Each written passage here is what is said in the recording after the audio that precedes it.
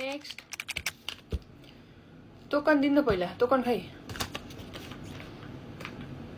तपाईको पालो आछ माथि हेर्नु भएको छ नम्बर कति छ तपाईको पालो 10 जना पैसा गरे फेरि लाइन बस्नु त नेक्स्ट के हो बिमा हो ख बिमा कार्ड पनि दिनु न सँगै दिने हो कि बिमा कार्ड सँगै के सम्बन्धी हो नाक कान घाँटी भुडी दुखेको त गाउँघरतिर गरिहाल्छ नि यत्रो ठुलो हस्पिटलमा आउनुपर्छ अचम्म छ खै 20 रुपियाँ निकाल्नु 20 रुपियाँ लाग्छ के यसको 300 जना पछि पालो छ गएर 4 नम्बर रुममा कुर्दै गर्न सर 10 बजेपछि आउनुहुन्छ जानु न